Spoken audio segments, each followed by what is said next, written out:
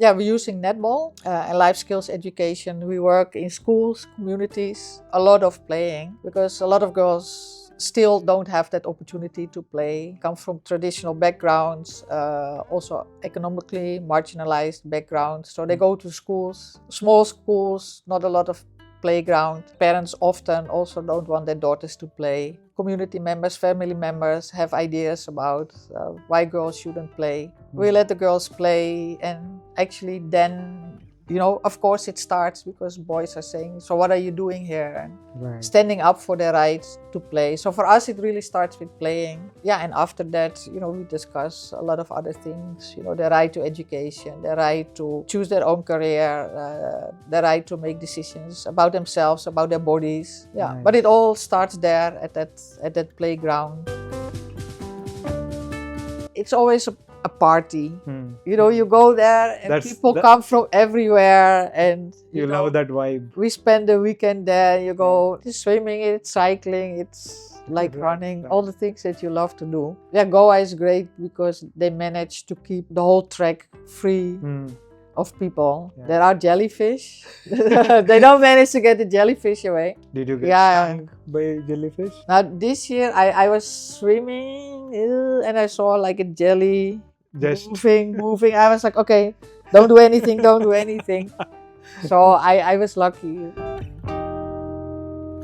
In this episode, I talked to Corina Van Dam, also known as Cocky Van Dam.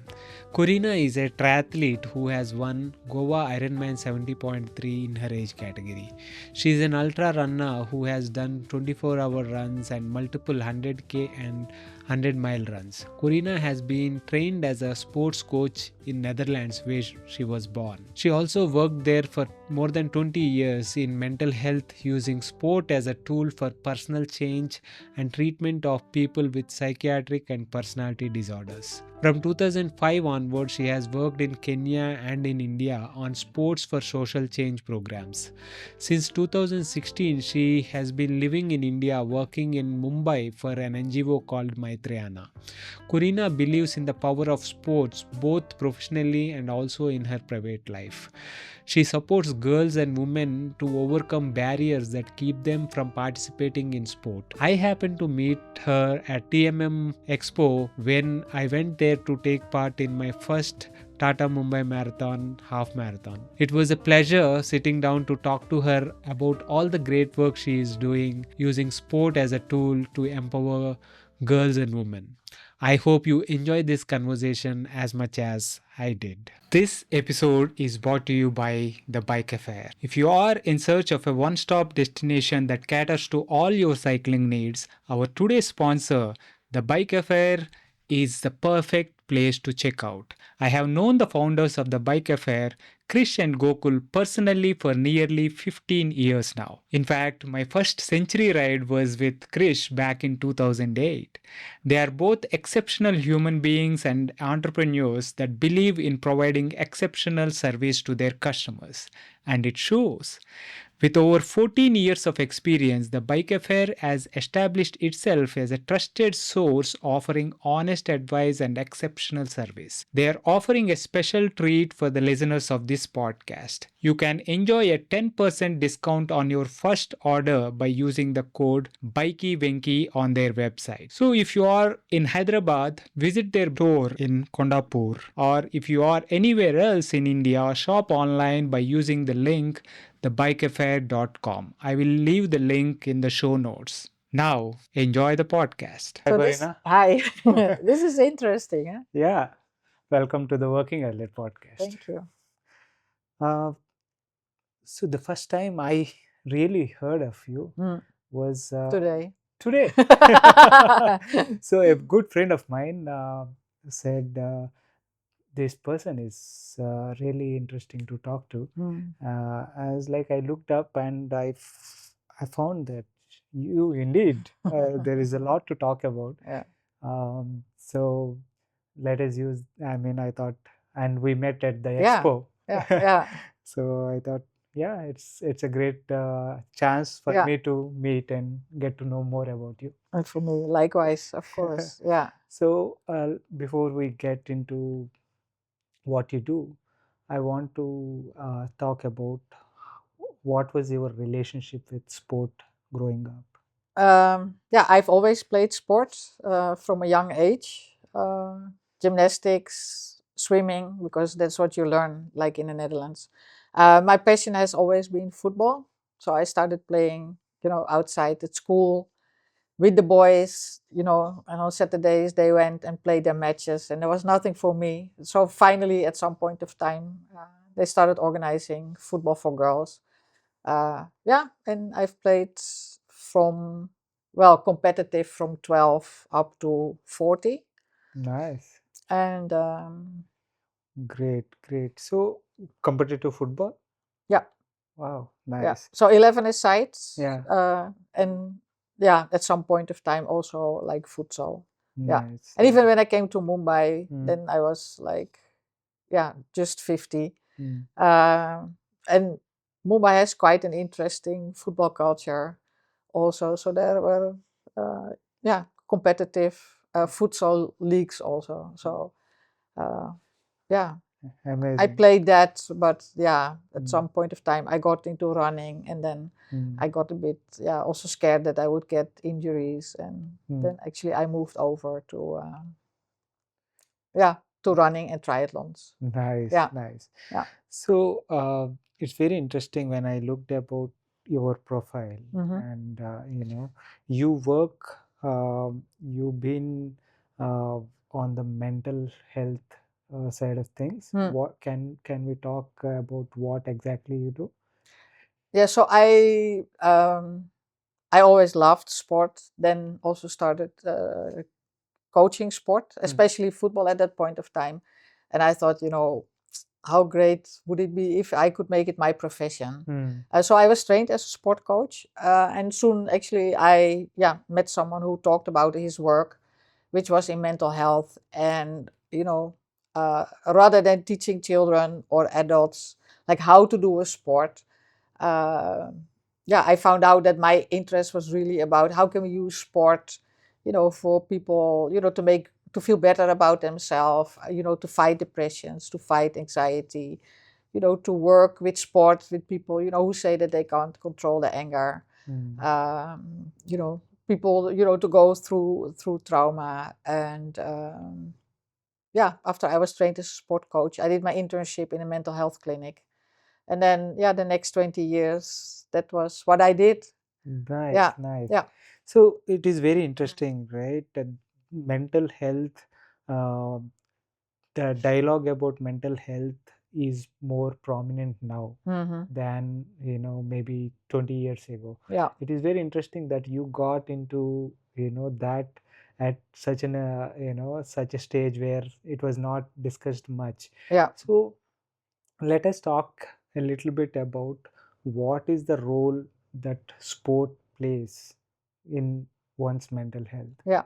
Now, yeah, I think to get back, I think India, through yoga, meditation, I think there is a very good understanding here about, how, the body, the soul, the mind, Right, like work together. So I think that's certainly something that a lot of people here will actually understand, right, which was not the case, when I started working in the mm, Netherlands, which is now 40 years ago. right, And okay, I've left that field also quite a while ago, so I'm not very up to date with what mm, is happening now. mm, Yeah, but I think, as runners, as athletes, we all know how sport can work.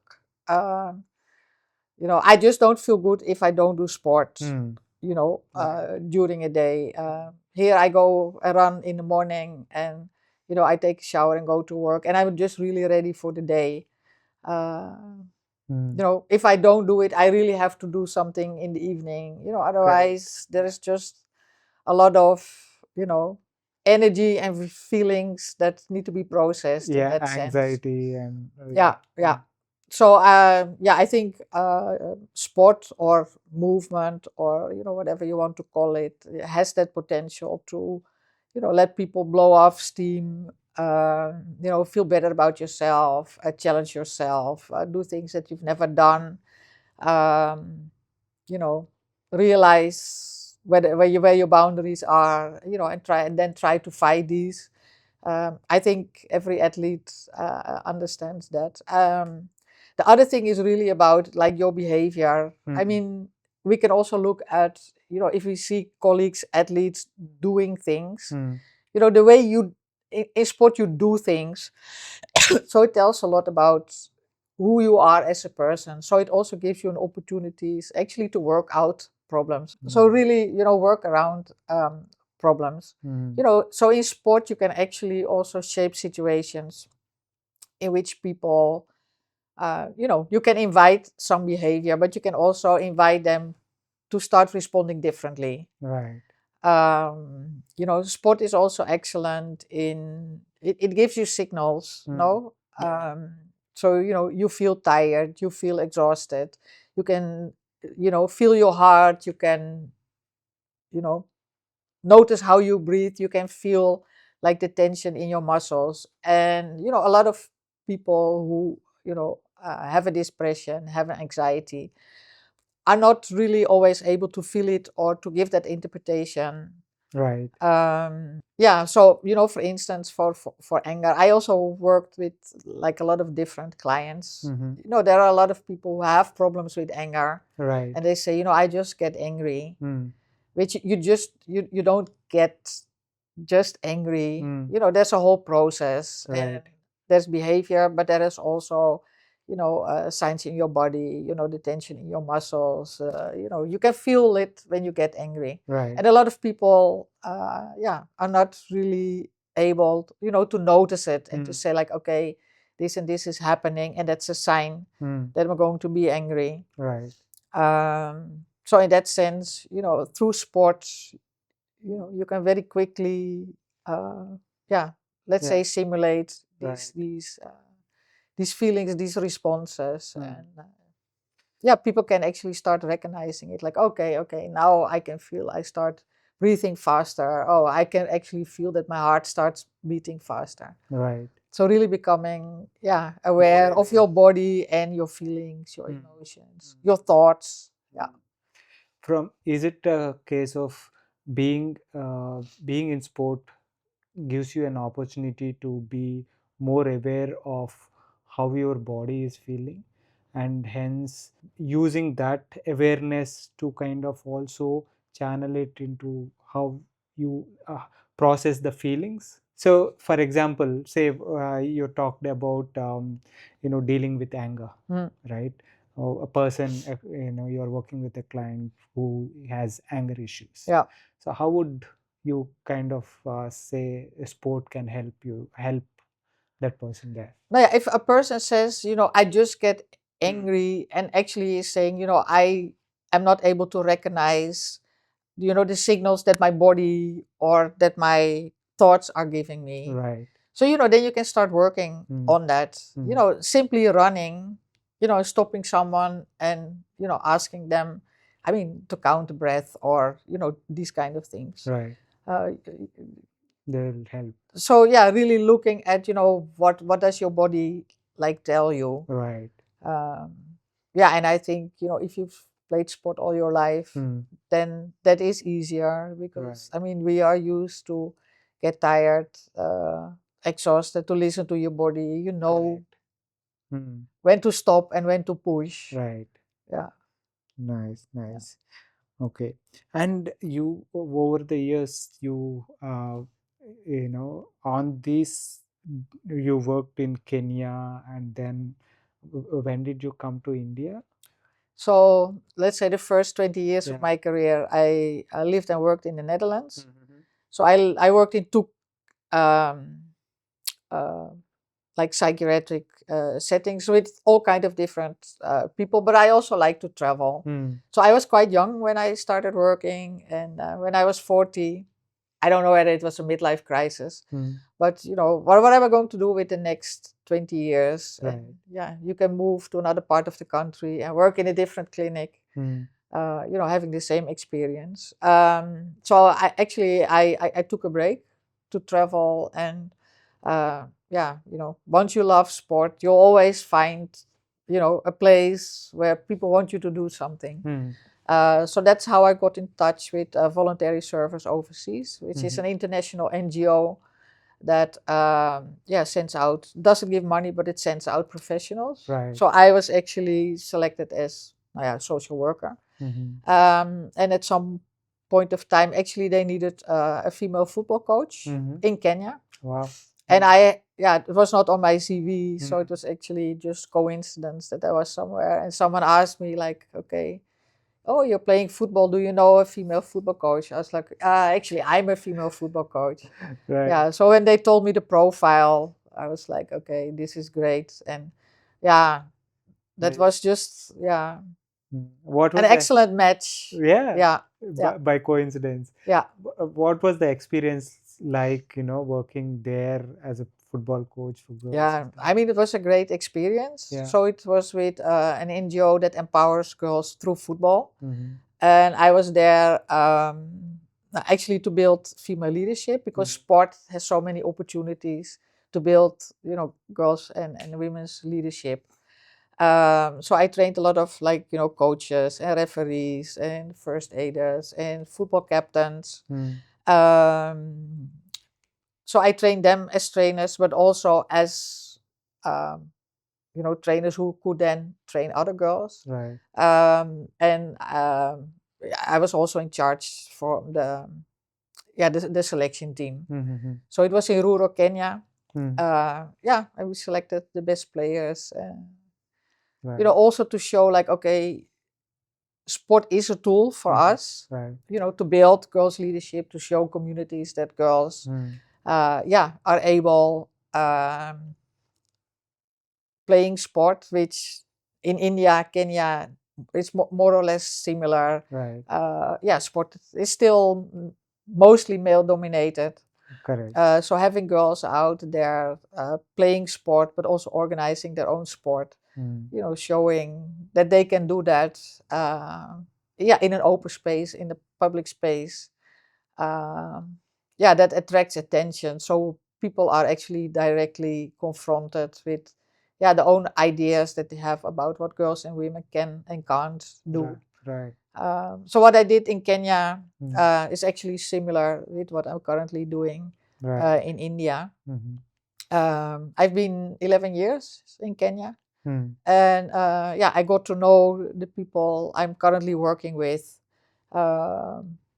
Because we were connected through a donor. Right. And I came here in Mumbai for a workshop, spent some time with the team. I came during Navratri here, so in the evening they took me out, and I was like, oh, this is great. So I danced, was interviewed for some radio station, and I could see, the CEO of that other organization thinking like, So I always say like, okay, my job interview actually took place during Navratri. And that's why I'm here. I had a chance to come and work here, and I think it has been a great decision and a great opportunity. Excellent. And you've been here since 2016. 16, Okay. And working with girls and women through sport and leadership. So I work for Maitrayana, Indian NGO. People always ask me like, oh, are there more foreigners? Like, no, it's like purely Indian. I'm the strange person, like within the group. We're using netball and life skills education. We work in schools, communities. We have like a regular program, which is about 10 months with a couple of modules and a lot of playing, because a lot of girls still don't have that opportunity to play. Right. They come from traditional backgrounds, also economically marginalized backgrounds. So they go to schools, especially if you see here in Mumbai, small schools, not a lot of playground. Parents often also don't want their daughters to play. Community members, family members have ideas about why girls shouldn't play. And there is not a lot of space. So boys also don't want to give that up. Right. So then we go there with our program. We let the girls play, and actually then of course it starts because boys are saying, so what are you doing here? And Mm. then girls can actually really start negotiating and Right. standing up for their rights to play. So for us, it really starts with playing. Mhm. And after that, we discuss a lot of other things. Their right to education, their right to choose their own career, their right to make decisions about themselves, about their bodies. Mm. Um, but it Nice. all starts there at that playground Right. where girls start Yeah. standing up like, okay, Oh, now we want to play. Yeah. right. The empowerment kind of starts in the playground, and Yeah. then percolates to other areas of Yeah. life. Yeah. Yeah. Right. Because the experience is also, Mm. although uh, boys and men, they want to play the cricket and they need a lot of space Lot of to play space. cricket. Right. But once they see girls playing and there are sisters or cousins Mm. playing, Right. then boys also start to stand up like, okay, let them play. And Right. yeah. Right. Very interesting. Yeah, we had an interesting thing, like not far from here in the community, where actually boys didn't want the girls to play and said, our ancestors played here. Mm. I was like, that. I mean, that's Yeah. so great to start a discussion, no? Like, okay, Right. are they not the girls' ancestors? And if you've played here the last 100 years, then what's the issue, for girls to play there a couple of Right. times per week? You share the same ancestors. Yeah, yeah, they're our ancestors. They're ours also. Yeah. But I think, Nice, nice. that mindset, Mm. still exists. And It does. yeah, Mm. there is a long way to go, but it's great to see how girls stand up. Mhm. Sometimes I'm really surprised, how they do that, because, okay, I've always played football, a competitive football, Right. and I'm still very competitive. Mm. But they are really, we play home and away matches. So there's one club, and then, the other club comes and visits them, and they're in the community. And, the girls are really hosting a group of other girls. So, they give them snacks and, they explain, how things are being done. But also, if they then notice that the other team is perhaps not as good as they are, they're not like what I would do when I was young, like, okay, we're going to trash them. They're really like, okay, how can we help them Get better. Yeah, and I think, that's so great. Mm. So I think the thing of, not being exposed to competitive sport, and really give them like the responsibility and the ownership, to make sport, to do it in a way that they want to do it. Mm. I mean, that's so great, and I think that's really overlooked in how we approach sport. Because why should we tell the girls how to play sport? Let them figure it out themselves. And you've been a coach. You trained as a coach, and you also, when you mentioned, trained other coaches and stuff in Kenya to Yeah. build that ecosystem, right? Yeah. What, in your view, kind of uh, make who makes a good coach, you think? Oh, okay. So I come really, in that sense, from the soft side. So I think, and really focus also on girls and women. So I think, giving people an opportunity, to really stand up and take steps and guide them and give them that confidence that they can do it. I think that's really important. I've never really been a coach, like very technical, No, no. to tell like, okay, this is how you play football. Okay, Right. I've done that, but it has never really been The focus. what I really found interesting. Right. I mean, another way of teaching football is, of course, also like, okay, we're playing, if something goes wrong. Strategies. Okay, what do right, you all formations. think? What is going wrong? How can Right. we do it differently? Mm. So I've always been more, I mean, I think that's also why I ended up like in a mental health clinic. Like, okay, so then, how can we do it differently? Okay, let's try. Right. Instead of, that I'm going to say, no, I told you, you should do this and this and this, which sport coaching is normally Yeah. done, of course. Yeah. So- Also, I've been trained from 1981 to 1984, Mhm. which is a long time. And Yeah. so people 40 years ago. sometimes always have like the expectation that like I'm a running coach, or although athletics was part of my I have a certificate in athletics coaching, but it's very old. No, Right. so I was recently telling someone, like, while I did the course, I've been once like in a fitness center. They were just coming up in the Netherlands, so we were more there like, okay, let's see. Oh, this is a fitness center, rather than that we learned anything about the fitness center. And I've also never had any session on nutrition. So we had biomechanics, and that was there. Right. And there was like physiology, but how deep we're currently going and how important nutrition is, 1984. We didn't have a clue. It's a different world. So yeah, I mean, what I know now is more like as a runner, Right. than like from my professional background, because Right. yeah, Yeah. 40 years is a long time. Yeah. Yeah. So, but very interesting, right?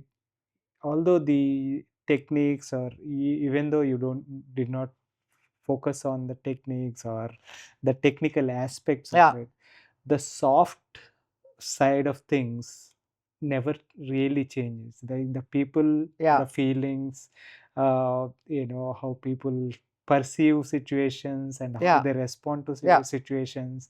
These are all like age-old problems Yeah. that are still relevant and will be relevant 100 years from now. Yeah, but that's also changing. In I what ways do you think? I think no, I mean, okay, so the organization I'm working for, we're really very focused on making sure that children are safe Right. when we do sport. Yeah. I think, where I come from, that didn't exist. And even if I, like, a couple of years, last year I spoke to some of the people I've been trained with, and then we have these discussions like, they let us do this and this and this, which now you would just not, that would just like not happen. And then the response is like, yeah, nothing wrong with that. No, I mean, we've also, it has made us tougher, or, well, nowadays, we're more protective in that sense. Right. Yeah. Of children, and really to make sure that they're not going to be harmed. Right. And Yeah, that way, I think, I mean, 40 years there would be a lot of changes.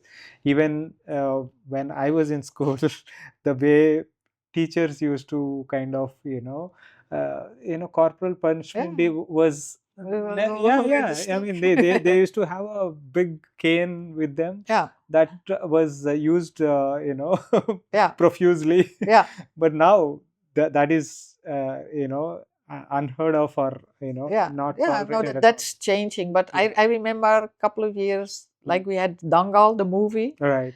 So at some point of time, the father just, throws the daughter like from a bridge and tells her to swim. Right. Whether that's a great way of doing it, I'm not very sure. But the way it's been put in the movie, Right. in the end, she's in the final, and it's becoming tough, and then suddenly, that moment comes up that she was thrown in the water and she managed. Right. So the way it has been portrayed is like, For dramatic I effect. mean, we threw her in the water and she managed. So actually it was a good thing, because now she's a world champion. Right. So, that narrative, I think, needs to change. Yeah. Yeah. Yeah. Yeah. No, I mean, there were back in the day, like you were saying, the way the safety and the number of things that we have done for kids' safety and all that were a lot less than what we are doing now, in terms of we have become overly protective. But what you're saying is like portraying it to that extreme is also not that great, is what you Yeah, mean, yeah, right? yeah. And talking of, making good coaches, right? Uh, did we kind of cover that? No, I'm not sure. Right. Yeah, yeah. So, No, so I think, okay, so the field that I'm now working in, we mm, call that sport for development. right. Um, sport can be a great tool, Mm, but it really depends on the people. right. Sport in itself, Mm, it can do good, but it can also do harm. right. It's really the people and how they do it, how they protect young people, how they make sure that they build an environment in which they can learn skills and they can develop social skills. Mm, That really matters, how they are encouraged. right. Right. Yeah. Nice. Coming to your own sport, right? When you've been in sport all through Mm, life, you've been in football, yeah. and when did running uh, kind of become a primary or more focused sport?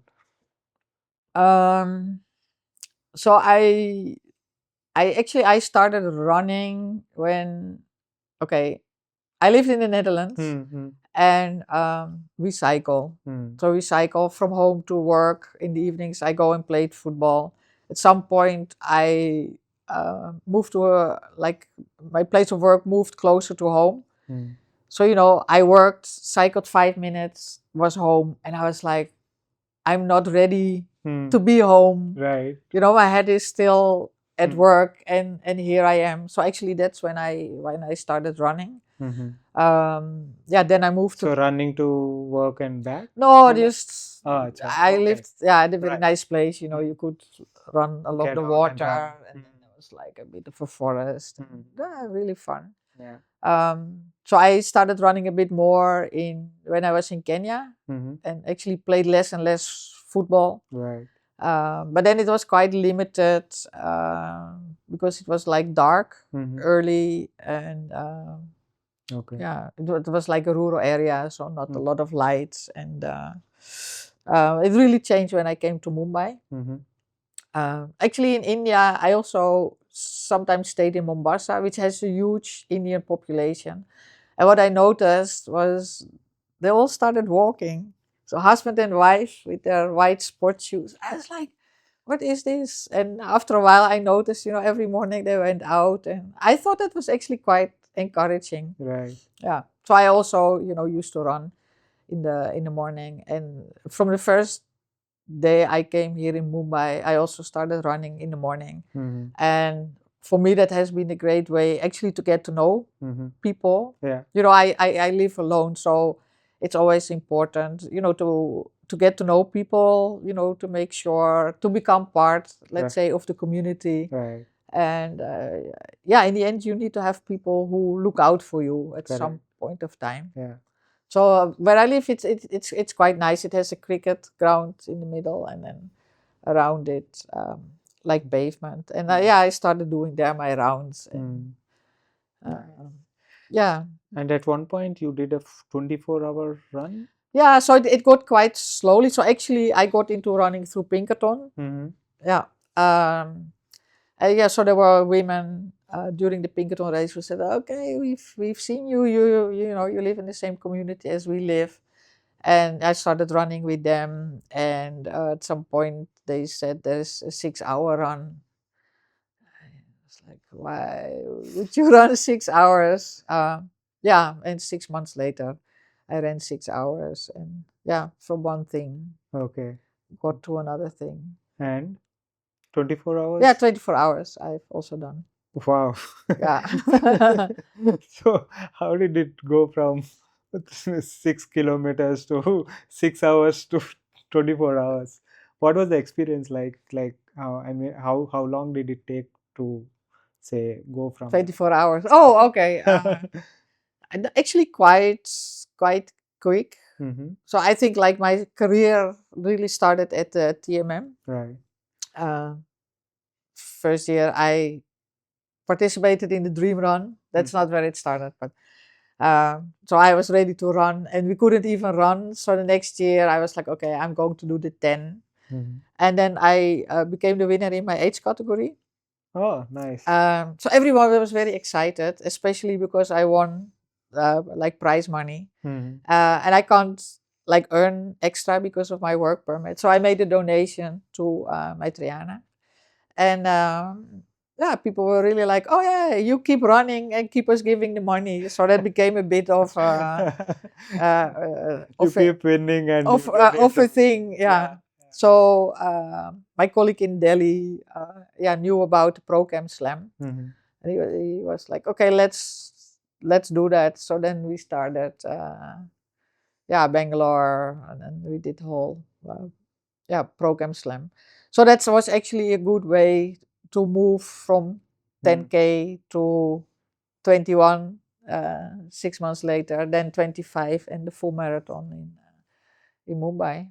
Yeah, and I really enjoyed it. And at some point, you think like, okay, I've done 42. Then what's next? So then next thing was the 6 hours, then 12 hours, yeah, and then 24 hours.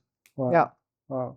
What was the experience like running the 24 hours? What I mean, were there any points in there that you felt like this is too much, or how did it go?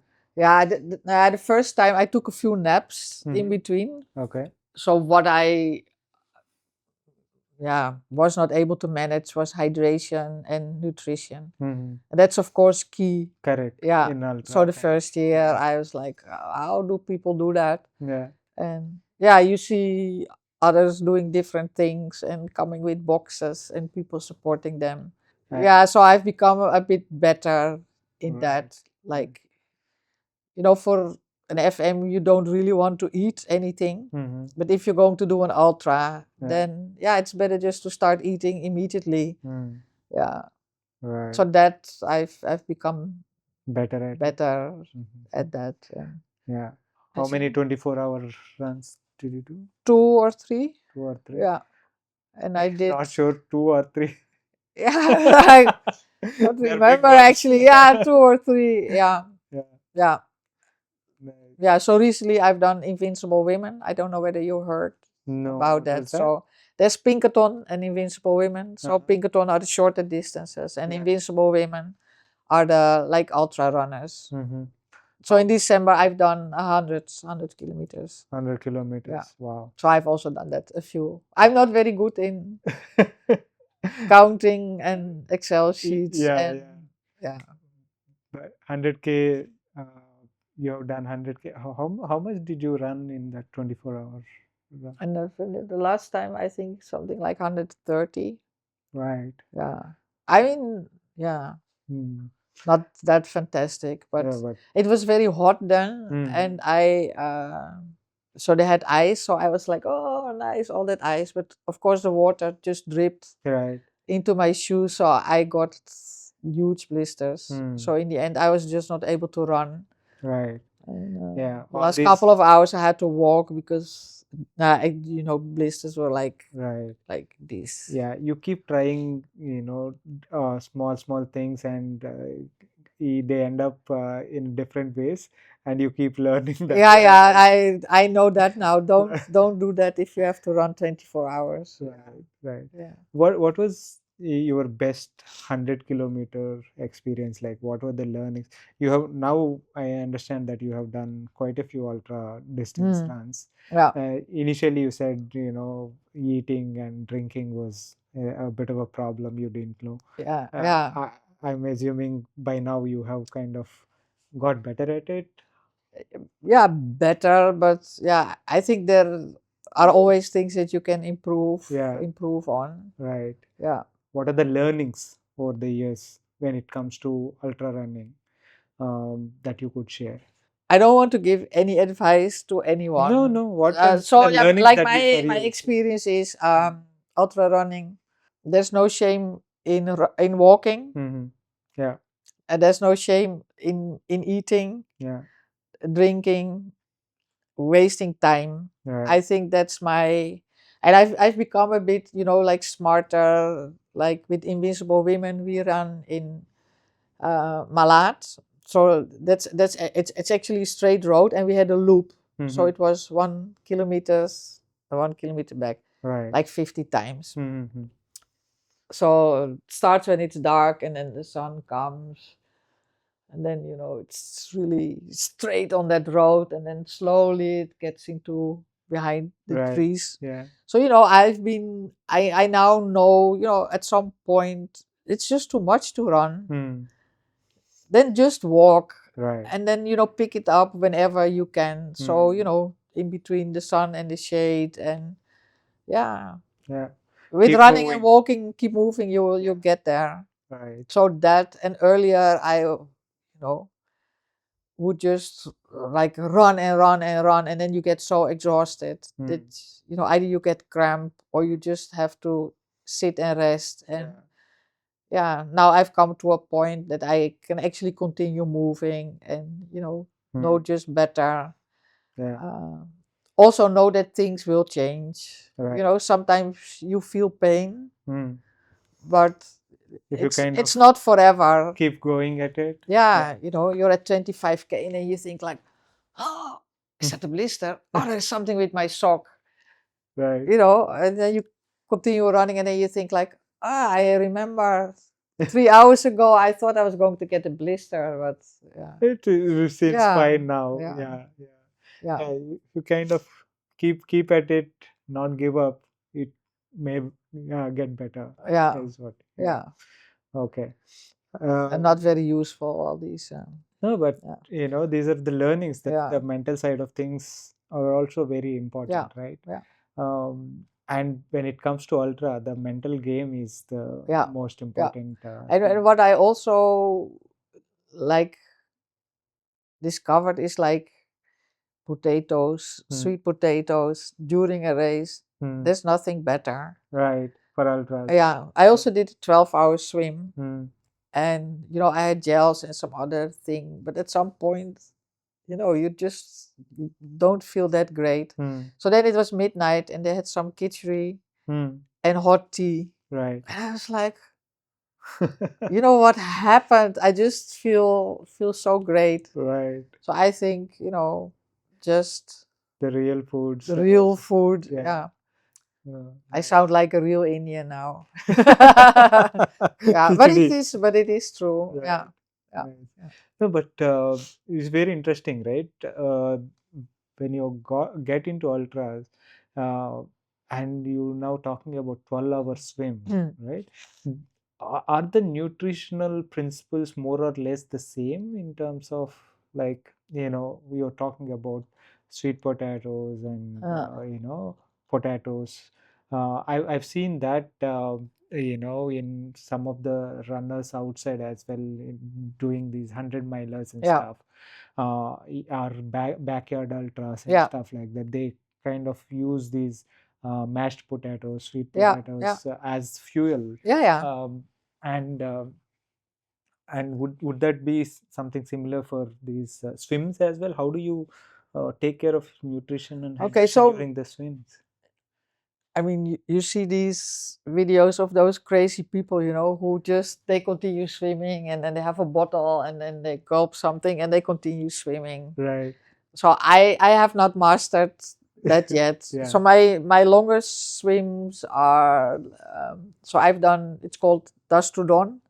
So you swim from morning from to no, dusk- from night yeah, to I was saying it right. yeah. So from morning to five the night five or? 5 in the evening to 5 like in the morning. Okay, dusk But to in a dawn. swimming pool. Right. Okay. So you get 2 minutes to fuel per hour. Okay.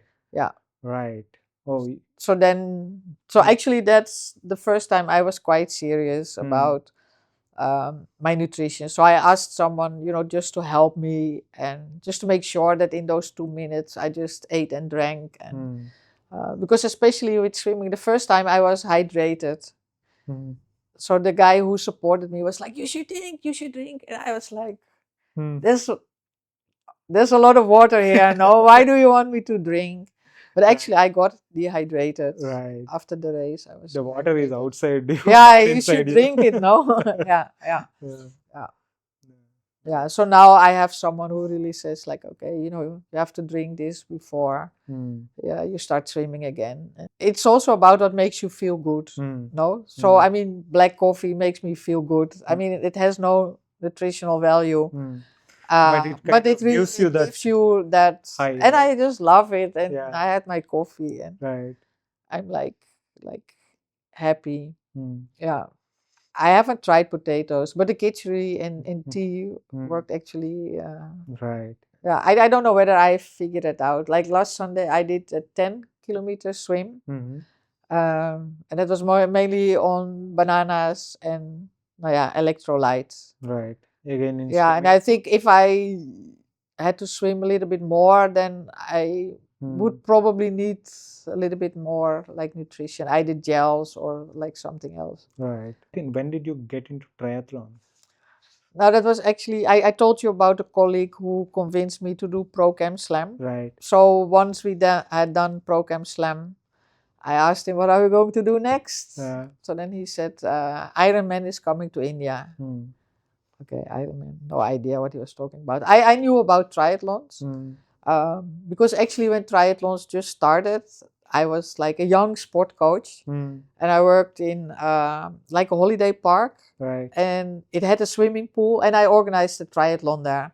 So we started with swimming, and then I sent them out, on a scavenger hunt on the bicycles, and then when they came back, they had to do something, walk in the forest.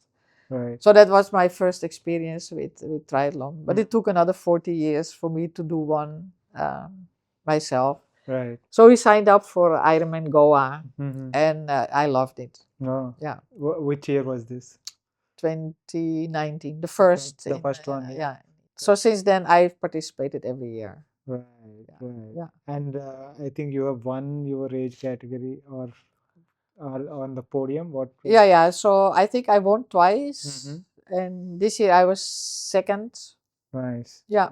What is the experience like racing in Goa? What do you remember as your best race there? No, I mean it's always a party. You go there and people come from everywhere, and you love that vibe. We spend the weekend there. You go like here, TMM Bib Collection. I mean, how great is it? Right. Yeah. I went for half an hour and I stayed 3 hours, and then I told my colleagues like, okay, now we're going to walk like this. Otherwise, we're not going to be able to go back to the office. Right. Yeah, for me, it's of course a social thing. And on a Saturday, you're going to put your bicycle and you meet other people and we talk about bicycles. And yeah, so I really love that. And also, I mean, it is swimming, it's cycling, it's like running, all the things that you love to do. Yeah, Goa is great because they managed to keep, the whole track free of people. Correct. Yeah. There are jellyfish. They don't manage to get the jellyfish away. Yeah, but also, the cycle track there are no cars. Right. Yeah. Did you get stung by jellyfish there? Now this year I was swimming and I saw like a jelly Just moving. I was like, okay, don't do anything, don't do anything. So I was lucky, but actually last Tuesday was the first time I really got stung. Oh, okay. Yeah. I was in Goa, and during we did a race, 10-kilometer race. There was nothing happening, and I went just for like a silly swim. And people had told me like if it's in the like in the morning, if it's a bit cool, they are at the surface. But once it gets hot, warmer, they go down.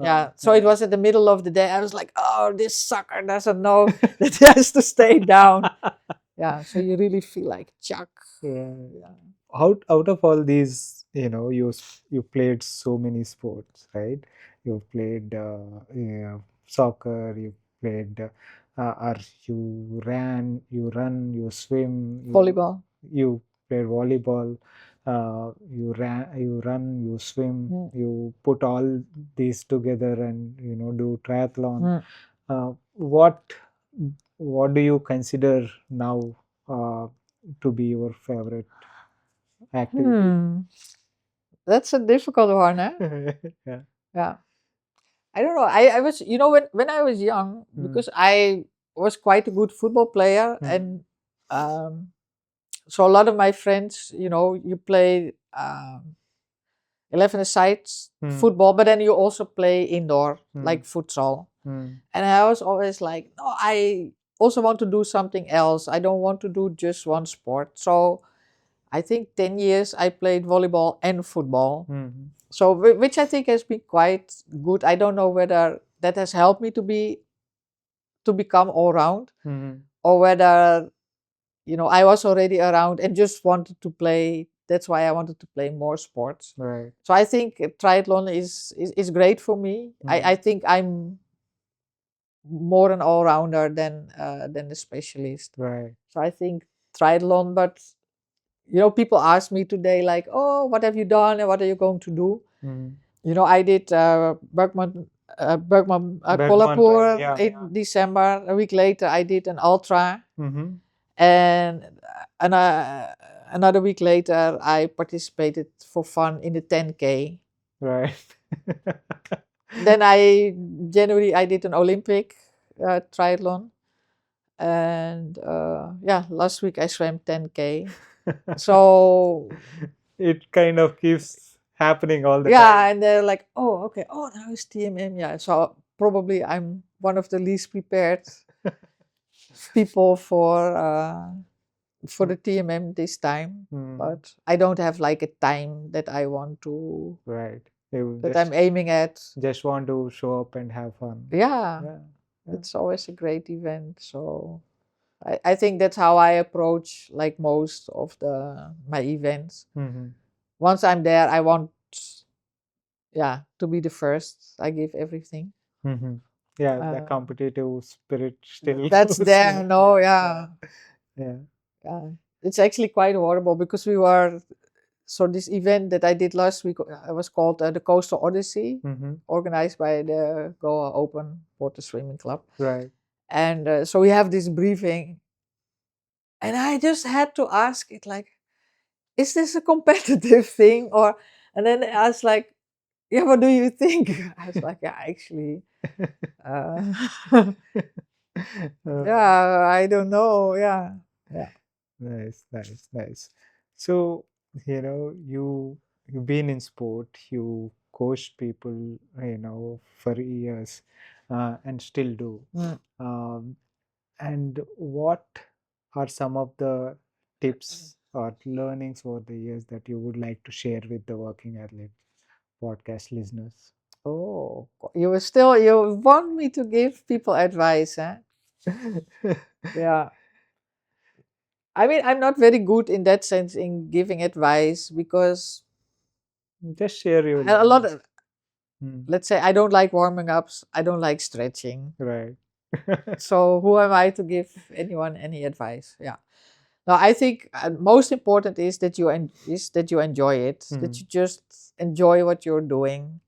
The moment it becomes difficult, you don't feel like waking up, then there is something that you need to change. So for me, it's always, doing something that you like and that you can actually do like the rest of your life. That is not going to be a struggle, but it's really something that you look out to. Right. Yeah.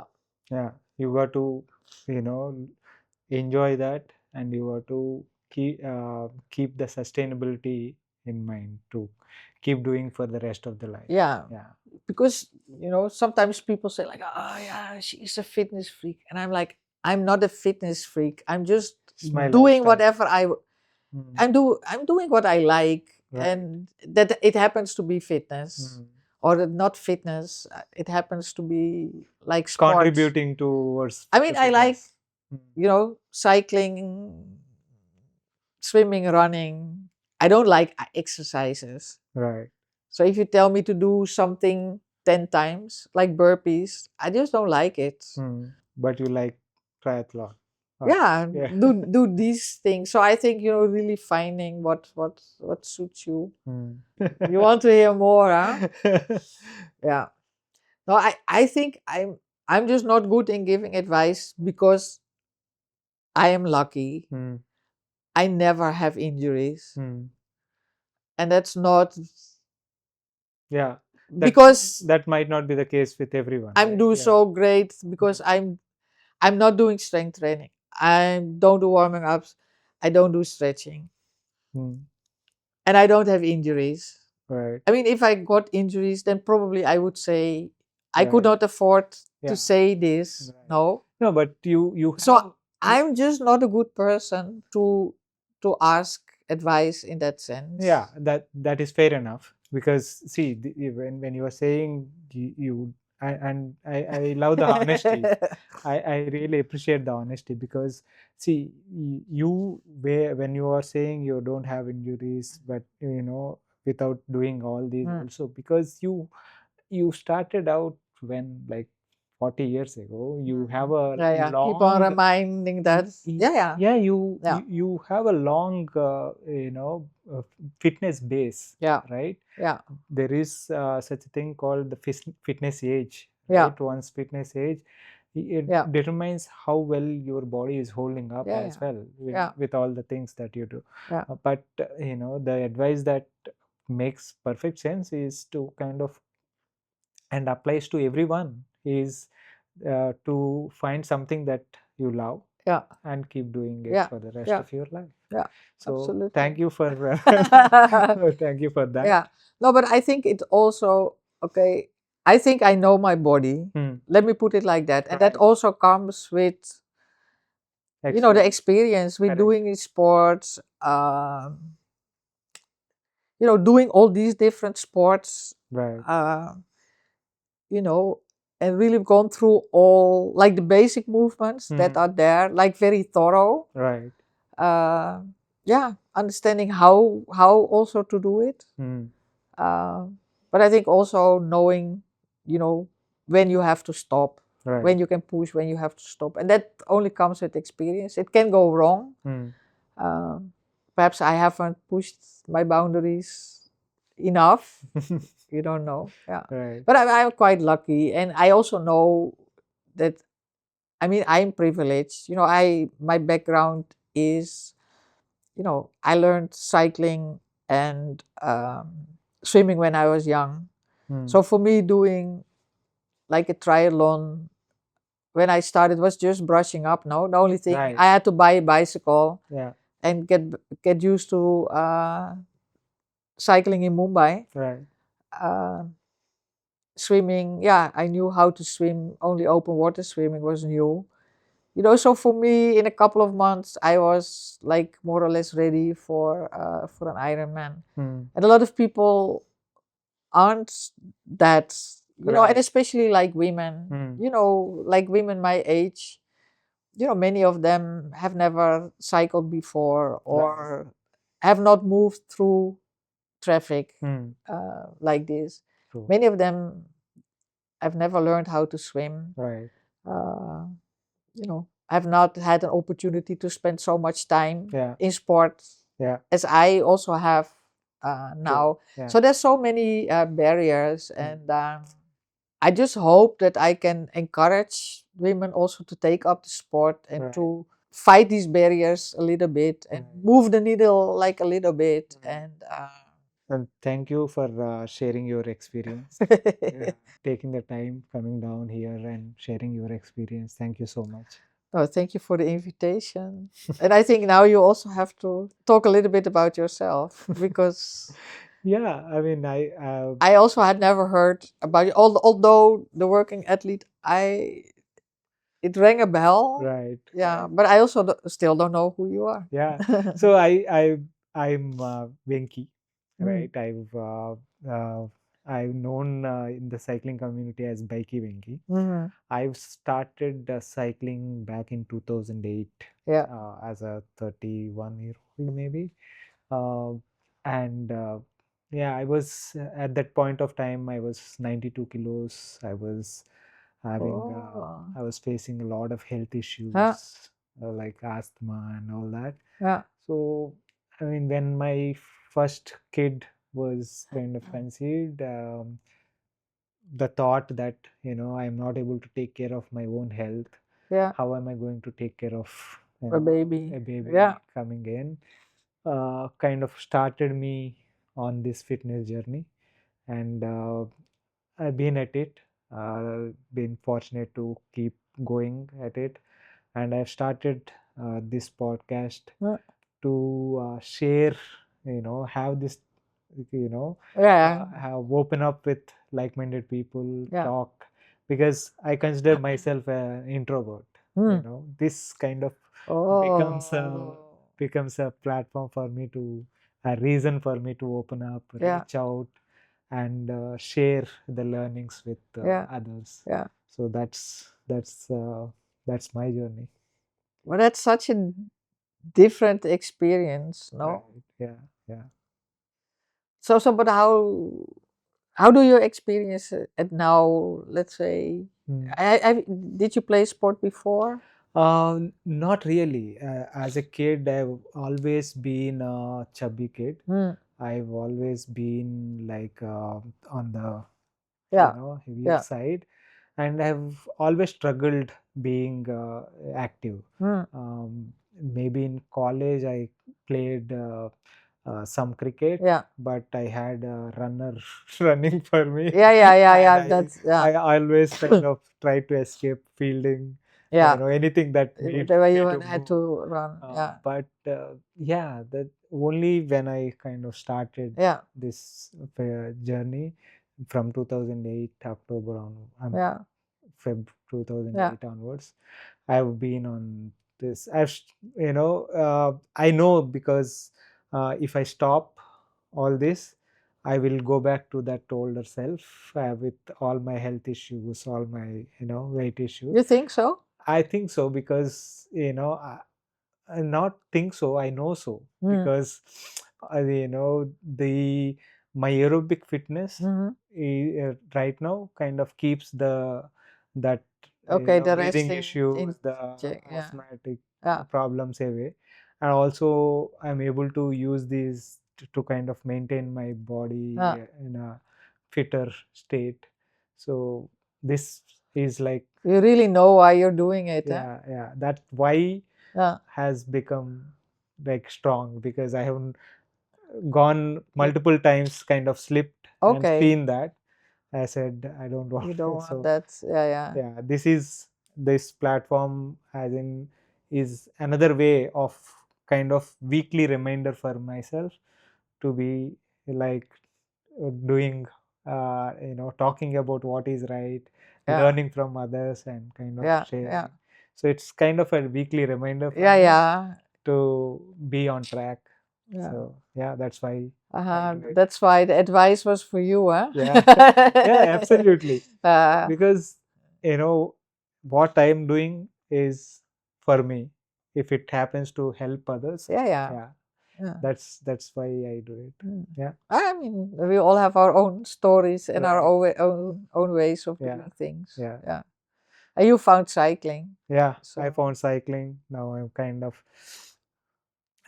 taking a little bit of baby steps mm, in running. mm. Uh, I started running actually quite early in Oh, this huh. fitness journey, Yeah. 2008, 9, 10, and injuries kind of kept me Okay. Yeah. away. Uh, and now I'm trying to see what I can do to keep the injuries away and Yeah. Yeah. restart. So that's where Yeah. I am. Okay, That's thank you. different. Yeah. No, no. Thank you for inviting me. And All I right. could not have expected this early morning that I would sit here and have this interesting conversation. So thanks a lot. Thank you. That was my conversation with Corina. I hope you enjoyed that. If you are enjoying this podcast and are finding them useful, please consider supporting the podcast by subscribing to it on YouTube as well as on your favorite podcasting app. It really helps. Thanks again for your continued support. See you next week with another guest.